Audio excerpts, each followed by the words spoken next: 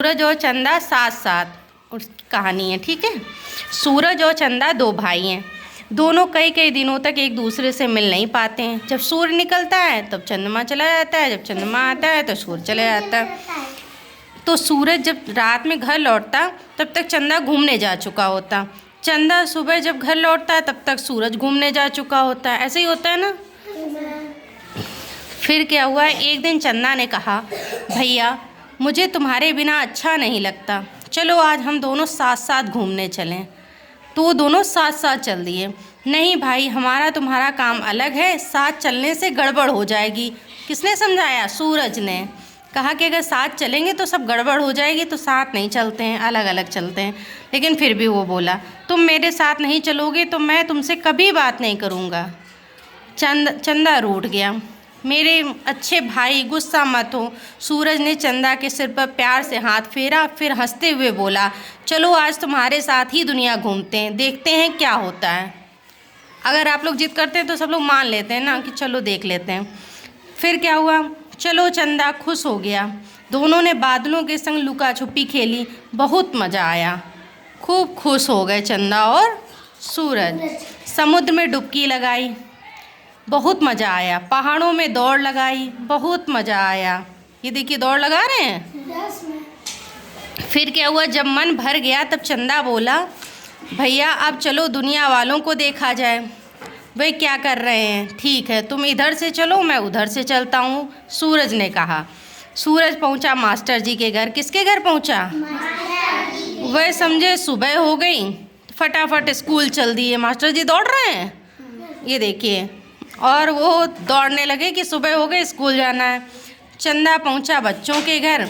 वह समझे अभी रात है, अब सोते ही रहे। स्कूल में मास्टर जी खूब गुस्सा हुए। वो सोचे कि देखिए बच्चे आए नहीं, मैं स्कूल आ गया, क्योंकि उनके घर में सूर्य पहुंच गए, उनके यहाँ चंदा है, तो वो सोचे अभी रात है तो वो सोते ही रहे।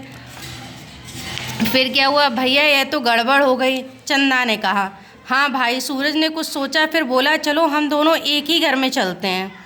दोनों एक घर में पहुंचे। सूरज ने दादी के कमरे में झांका, वह समझी सुबह हो गई, झटपट उठ गई।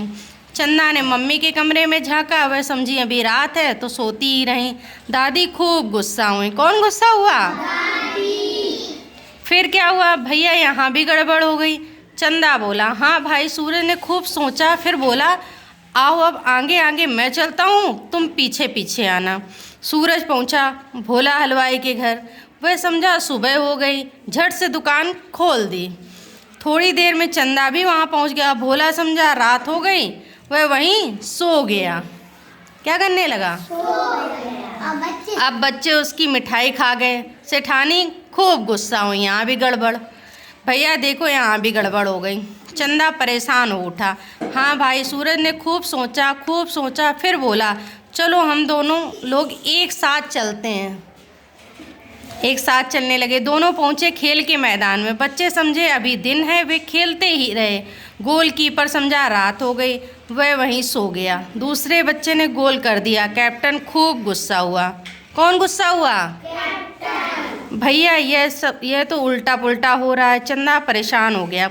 हाँ भाई, लगता है हम दोनों को अलग अलग ही दुनिया घूमनी पड़ेगी। सूरज बहुत उदास हो गया। उसे आज चंदा के साथ घूमने में बहुत मज़ा आ रहा था, लेकिन अब साथ नहीं जा पाएंगे। लेकिन भैया मैं तुम्हें देखे बगैर नहीं रह सकता, चंदा बोला। मैं भी तुम्हें देखे बिना नहीं रह सकता, सूरज भी बोला। लेकिन हम साथ साथ रहें तो पूरी दुनिया में गड़बड़ हो जाएगी। चंदा चिंतित हो गया। वह तो है। सूरज भी परेशान हो उठा। सूरज ने खूब सोचा, फिर बोला, एक उपाय है। क्या है उपाय?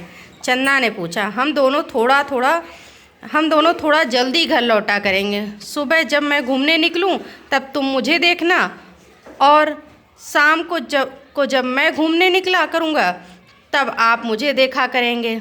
चंदा खुशी से उछल पड़ा। क्या हुआ? और शाम को जब मैं घूमने निकला करूंगा तब आप मुझे देखा करेंगे। चंदा खुशी से उछल पड़ा। तब से दोनों थोड़ा जल्दी घर लौट आते थे।